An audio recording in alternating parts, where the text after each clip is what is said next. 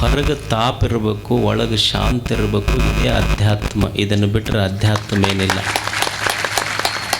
ಆಧ್ಯಾತ್ಮ ಏನು ಕಲಿಸ್ಕೊಡ್ತೈತಿ ಅಂದ್ರೆ ಹೊರಗೆ ಎಷ್ಟರ ತಾಪ ಇರಲಿ, ಒಳಗೆ ಶಾಂತಿ ಇರಬೇಕು.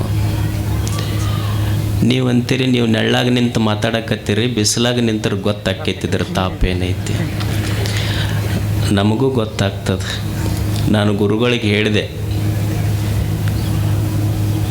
ನಿಮ್ಮನ್ನು ಬಿಸಿಲಾಗ ಕುಂದಿರಿಸಿ ನಾವು ನೆಳ್ಳಾಗ ನಿಂತಿದ್ದಕ್ಕೆ ಮೊದಲು ನಿಮಗೆಲ್ಲ ಕ್ಷಮೆ ಕೇಳ್ತೀನಿ ನಾನು.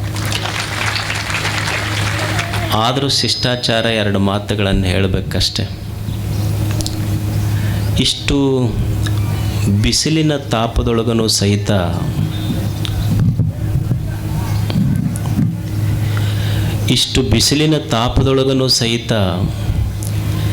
ಎರಡು ಶಾಂತಿಯ ಮಾತುಗಳನ್ನು ಕೇಳಬೇಕಂತ ಕುಂತಿರಲ್ಲ.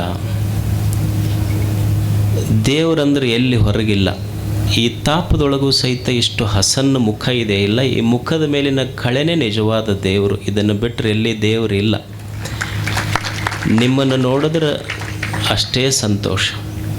ತಮಗೂ ಸಹಿತ ಶರಣಾರ್ಥಿಗಳನ್ನು ಸಮರ್ಪಿಸಿ, ಮನುಷ್ಯ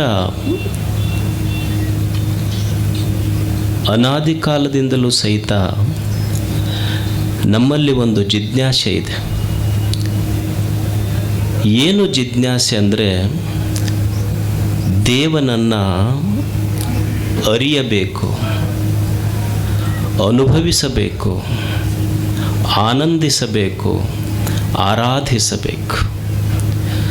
ಸತ್ಯ ದೇವನನ್ನು ಜೀವನದ ಪರಮ ಉದ್ದೇಶ ಅಂದ್ರೆ ಸತ್ಯ ದೇವನನ್ನು ಅರಿಯಬೇಕು, ಅನುಭವಿಸಬೇಕು, ಆನಂದಿಸಬೇಕು, ಆರಾಧಿಸಬೇಕು. ಆನಂದದ ಆರಾಧನೆಯೇ ನಿಜವಾದ ಜೀವನ. ಜೀವನ ಅಂದರೆ ಏನಲ್ಲ, ಆನಂದದ ಆರಾಧನೆ ಇದು. ಜೀವನದೊಳಗೆ ಆನಂದ ತುಂಬಿತು ಅಂದ್ರೆ ಅದೇ ಆರಾಧನೆ. ಅದು ನಿಸರ್ಗವನ್ನು ನೋಡಿ ಎಷ್ಟು ಆನಂದಭರಿತವಾಗಿದೆ ನಿಸರ್ಗ. ನಿಸರ್ಗದಲ್ಲಿ ಕಾಣದ ಆನಂದ, ಕಾಣುವ ಆನಂದ ಮನುಷ್ಯನಲ್ಲಿ ಯಾಕೆ ಕೊರತೆ ಆಯ್ತು? ನೀವು ದನ ಕಟ್ತೀರಿ ಮನ್ಯಾಗ, ದನಕ್ಕೆ ಏನು ಹಾಕಿರಿ ಅಂದ್ರೆ ನೀವು ಕಬ್ಬಿನ ರೌದಿ ಸೊಪ್ಪಿ ಒಯ್ದು ನಿಮ್ಮ ದನಕ್ಕೆ ಹಾಕಿರಿ. ಅದಕ್ಕೇನು ಹಾಕಿಲ್ಲ, ಕಬ್ಬು ಸಹಿತ ಹಾಕಿಲ್ಲ, ಬರೇ ರೌದಿ. ನೀವು ಹಾಕಿದ ಕಸ ತಿಂದು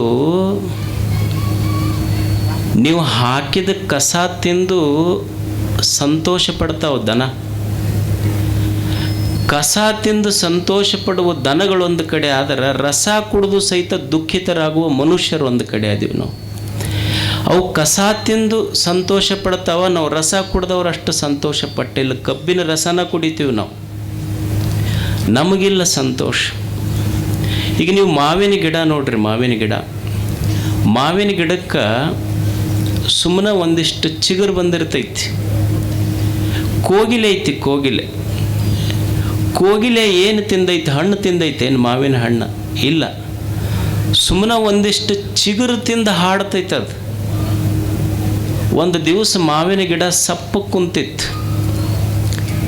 ಅದು ಕೋಗಿಲೆ ಕೇಳುತ್ತೆ ಮಾವಿನ ಗಿಡಕ್ಕೆ, ಯಾಕೆ ಸ್ವಲ್ಪ ಸಪ್ಪಗಾಗಿಯಲ್ಲ, ಏನು ಮಾಡೋದಪ್ಪ, ನಿನಗೆ ಬರೇ ಚಿಗುರು ಕೊಟ್ಟಿನ, ನಾ ಏನೂ ಕೊಟ್ಟಿಲ್ಲ, ಬರೇ ಚಿಗುರು ಕೊಟ್ಟಿದ್ದಕ್ಕೆ ಇಷ್ಟು ಹಾಡಾಕತ್ತೆ ನೀನು. ಈ ಮನುಷ್ಯ ಮೊನ್ನೆ ಬಂದಿದ್ದ, 1-2 ಹಣ್ಣು ಕೊಟ್ಟಿನ ಅವನಿಗೆ. ಅಲ್ಲ, ಹಣ್ಣು ಕೊಟ್ಟರೆ ಏನು ತ್ರಾಸಾತ್ ನಿನಗೆ, ಸಪ್ಪಗೆ ಯಾಕಾಗೆ ನೀನು? ಇಲ್ಲ, ನಿನ್ನೆ ಬಂದಿದ್ನಲ್ಲ 2 ಹಣ್ಣು ಕೊಟ್ಟಿದ್ದೆ, ಇವತ್ತು ಲಾರಿನ ತಂದಿಂದರ್ಶನವ ನನ್ನ ಮುಂದೆ. ಇವತ್ತು ಬರೇ ಚಿಗುರು ಕೊಟ್ರ, ಚಿಗುರು ತಿಂದು ಹಾಡುವ ನೀವೆಲ್ಲಿ, ಲಾರಿಗಟ್ಲೆ ನನ್ನುವ ಹಣ್ಣು ತಿಂದು ಮತ್ತು ನಂಬದಾಗ ಟೊಂಗೆ ಮುರ್ಕೊಂಡು ನಂಬದಾಗ ಕಾವು ಮಾಡಿಸಿ ನಮ್ಮ ಬುಡಕ್ಕನ ಪೆಟ್ಟು ಹಾಕುವ ಇವರೆಲ್ಲಿ? ಸುಮ್ಮನೆ ಇಷ್ಟು ಸಂತೋಷ ನಿಸರ್ಗ ಸಂತೋಷ ಪಡ್ತೈತಲ್ಲ. ಮನುಷ್ಯನಿಗೆ ಯಾಕೆ ಜೀವನ ಇದು ಆನಂದದ ಆರಾಧನೆ ಆಗಬಾರದು? ನಿಸರ್ಗ ಏನೂ ಇಲ್ಲ, ಸಣ್ಣ ಸಣ್ಣ ವಿಷಯಗಳಲ್ಲಿ ಸಂತೋಷ ಪಡ್ತದೆ. ಮನುಷ್ಯನಿಗೆ ನಿಸರ್ಗ ಎಲ್ಲ ಕರುಣಿಸಿದರೂ ಸಹಿತ ಯಾಕೆ ದುಃಖ ಆಯ್ತು ಅಂದ್ರೆ ಮನುಷ್ಯನಿಗೆ ಸತ್ಯದ ವಿಸ್ಮರಣೆಯಾಗಿದೆ. ದೇವನ ವಿಸ್ಮರಣೆ ಮನುಷ್ಯನಿಗೆ ದುಃಖ ಕೊಟ್ಟೈತಷ್ಟೆ. ಏನು ಅಂದ್ರೆ ಅವನೊಳಗೆ ನನ್ನದು ಅನ್ನೋದು ಭಾಳ ತುಂಬೈತೆ ಆಗಷ್ಟೆ. ದೇವನ ವಿಸ್ಮರಣೆ ಆಗೈತಿ, ಅದಕ್ಕೆ ದುಃಖ ಕೊಟ್ಟೈತಿ. ಒಂದು ಕ್ಷಣ ವಿಚಾರ ಮಾಡು ಮನುಷ್ಯನೇ, ಒಂದು ಕ್ಷಣ ಜೀವನವನ್ನು ವಿಚಾರ ಮಾಡು, ಒಂದು ಕ್ಷಣ ಜಗತ್ತನ್ನು ವಿಚಾರ ಮಾಡು. ನನ್ನ ಜೀವನ, ನನ್ನ ಹೊಲ, ನನ್ನ ಮನೆ, ನನ್ನ ಸಂಪತ್ತು, ನನ್ನ ವ್ಯವಹಾರ, ಇದನ್ನು ನಡೆಸಿದವರು ಯಾರು? ನಾನು ನಡೆಸೀನಿ ಅನ್ನುವ ಭ್ರಮ ತಲೆಯಾಗಿ ತುಂಬಿಕೊಂಡಿದ್ದಕ್ಕೆ ಭಾಳ ತಾಪಾಗಕತ್ತೈತೆ ಅಷ್ಟೇ ಇದು ಮನುಷ್ಯ.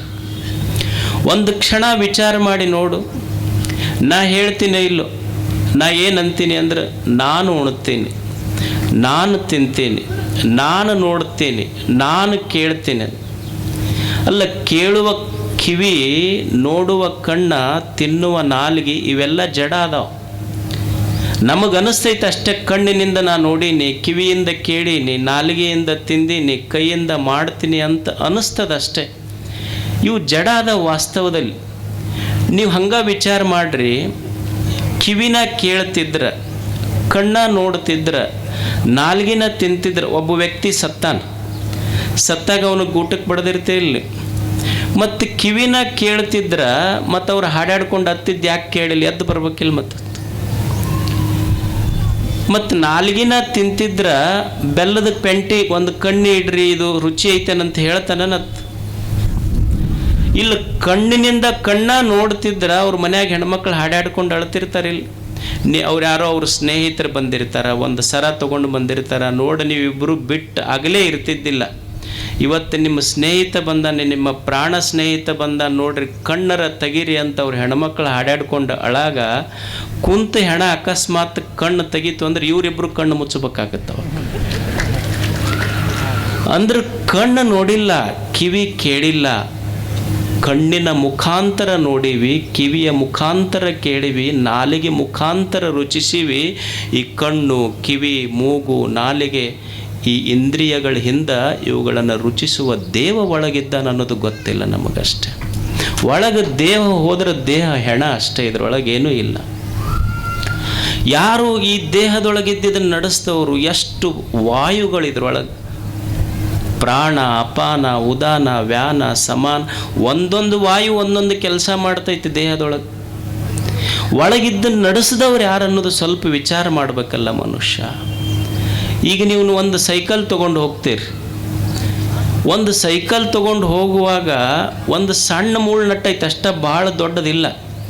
ಒಂದು ಸಣ್ಣ ಮುಳ್ಳು ನಟ್ಟಿದ್ದಕ್ಕೆ ನಿಮ್ಮ ಸೈಕಲ್ ಟ್ಯೂಬ್ ಪಂಚರ್ ಆಗ್ತೈತಿ, ಹವಾ ಹೋಗ್ತೈತಿ. ಆದ್ರೆ ಆಶ್ಚರ್ಯ ಅಂದ್ರೆ ದೇವರು ದೇಹ ಅನ್ನುವಂಥ ಒಂದು ತೊಗಲಿನ ಟ್ಯೂಬ್ ನಿರ್ಮಾಣ ಮಾಡಿ ಇದರಾಗ 9 ರಂಧ್ರಗಳನ್ನಿಟ್ಟೂ ಸಹಿತ ಇದನ್ನು ಒಟ್ಟ ಪಂಚರ್ ಆಗಲಾರ್ದಂಗೆ ಇಟ್ಟವನಲ್ಲ, ಆ ದೇವನಿಗಾಗಿ ನೆನೆಸಬೇಕಲ್ಲ ಮನುಷ್ಯ. ಇದನ್ನು ನಡೆಸಿದವನಾರು ಹೇಳಿ. ನನ್ನ ದೇಹವನ್ನು ನಡೆಸಿದ ಶಕ್ತಿ ಒಳಗೈತೆಲ್ಲ ಅದು ದೇವರು.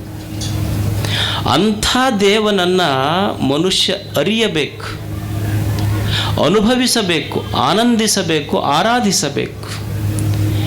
ಹೇಗೆ ದೇವನನ್ನು ಅರಿಯುವುದು?